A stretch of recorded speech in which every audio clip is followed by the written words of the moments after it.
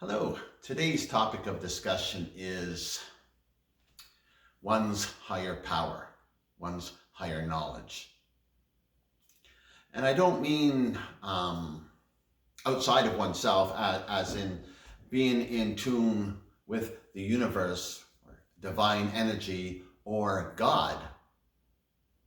I'm talking about one's higher knowledge within. And there are methods to recognize and release this knowledge. And there's a great restriction that we pretty much impose on ourselves that stops us from being in tune with this knowledge. For an example, I'll give you my little story. I had this instructor at one point in time back in the 80s, and I was at a training camp with him, and he told us this story of intuitive knowledge. And I don't want to be name popping, but to give credit where credit is due, his name was Stephen Hayes, and some people might be familiar with him. The story, and I'm probably not going to say it exactly how it was told, but the lessons that are there will be understood. His story was, there was a thief who came into a master's house, and the thief was caught stealing from him. And the master said to him, "Well, you must know this is wrong." And the thief said, "No, I need this. I need this for myself, so that's why I'm doing it." And then the master said, "Well, you should intuitively know what is right and what is wrong." And the thief said, "I don't have intuitive knowledge." Well, it was very hot. It was probably about 40 degrees Celsius or so. And the master said, "Well, take off your jacket, sit down, and let's discuss this intuitive knowledge that you don't have." So the thief took off his jacket and sat down, and they had their little discussion, and they were both perspiring and sweating from the heat. And then the master said, "Oh, well, since it is so hot today, why don't you take off your pants and be more comfortable?" And the thief said, "No, I'm not going to take off my pants." And the master said, "Why not? You'll be more comfortable." And the thief said, "It's not right. I don't feel it's right to take off my pants." And then the master said, "That's intuitive knowledge." So he did explain it. So there's certain things that we do know, even if we don't want to be in tune or realize what we do know. But we have a higher knowledge within ourselves.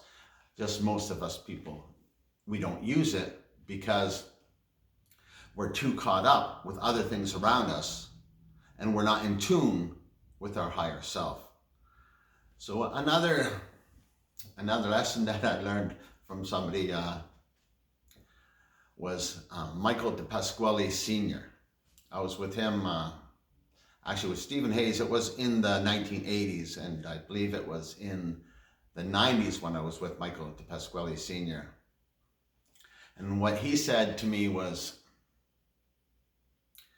there's no students that are dumb or not able to learn. It is up to the instructor to find the keys to unlock the door. So with those things, they have always stuck in my mind, and I use them quite often to teach lessons in my classes. And I just wanted to give credit where credit is due. Now, what I'm talking about in releasing your higher knowledge, which is pretty much power, because everything we do, every action we have, is a reflection of the development of our oneself, of our minds. So looking at this and thinking, how can I teach this to you? It's quite easy, actually. And I've been utilizing this pretty much all of my life. When you watch the actions of other people around you, and you look at these actions and you think, given those circumstances, would have I done the same thing? Would have I reacted the same way? And if you feel that those actions were admirable, and you look within your own life and saying, given that situation, would have I helped that person there? Or would have I spent time with those people there? Or whatever the case may be, there's all sorts of experiences that we have in life, or not our experiences necessarily, but the experiences of other people that we're looking at them and going, wow, in that situation, would I do that? And if the answer is no, then you know within yourself that was an admirable trait. And you'd like to develop, now that you have that awareness of how it looks outside of yourself, you'll know that that's coming from your higher self. You're feeling outside of yourself and looking at that and going, wow, I'm going to be aware if situations like this occur in the future, that I'm going to react admirably. I'm going to react in a way that I feel is righteous or is good because I've seen it in others. Given the same situation, we're going to reverse it a bit. If you're seeing somebody acting out of anger, acting out of an unbalanced emotion, there's people that are beating their children. There's people that have road rage. There's people that have many terrible situations that they respond to inappropriately. And if you think to yourself, given a similar situation, do I ever react that way? Do I act that way? And even for myself personally, I can recall a story, and it was funny because it's funny now because I'm sort of enlightened and can laugh at myself. But I had a favorite dish of food one time, and I was looking so forward to having it. And somebody spilled milk, and it spoiled my meal. Well, I was mad. I was very mad. And now, if I looked at myself into somebody else and looked at how they reacted that way, and I'd go, oh my God, that person is so unbalanced. And it doesn't really matter because there's all sorts of things in life that we have where we have different emotions. And what I'm saying, when we respond from unbalanced emotions, we're not in tune with our higher self. Because every emotion that we have gives off different frequencies. And our being in tune with our higher oneself is hard to do when you have it, what I would say is different radios playing all over the place, and you want to listen to one song from one radio, the main radio, but you can't hear it because there's so many distractions around you.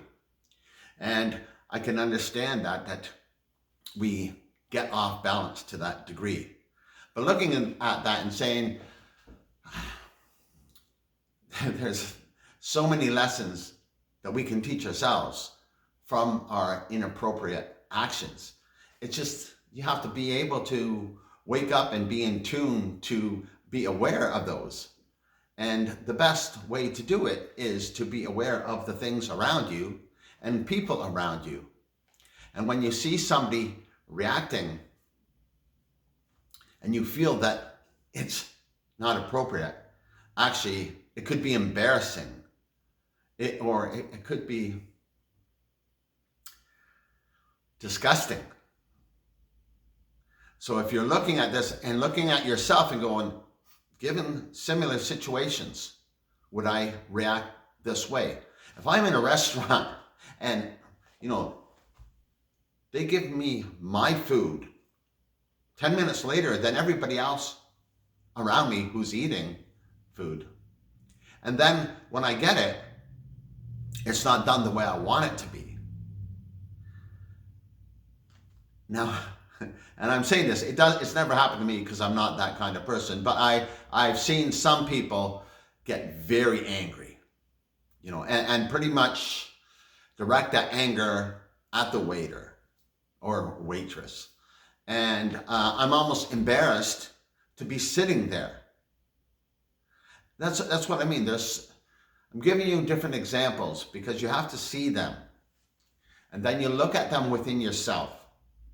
And you think within yourself, do I react that way given a similar situation? And you know the answer. You're not fooling yourself. We're just talking about within your own self. You don't have to be in denial for other people to present yourself differently. But if you know the answer and you have the awareness of how that looks according to everybody else around, when you're not the one that is unbalanced. And as soon as you have that awareness, that is that knowledge, that is that intuitive knowledge that you should start working towards. It should be a guide to look at it saying, okay, this is how I look given the situation. And now I see how other people see me. So that is the knowledge that I'm talking about. So it is as simple as being aware of life and people around you, and being aware of their actions and reactions to different situations, and looking at those and thinking, if they're negative reactions, do I react that way? And if so, work on overcoming that. If they're positive or admirable traits that you see in other people, and you think, given those situations, would I respond that way? And the answer is no.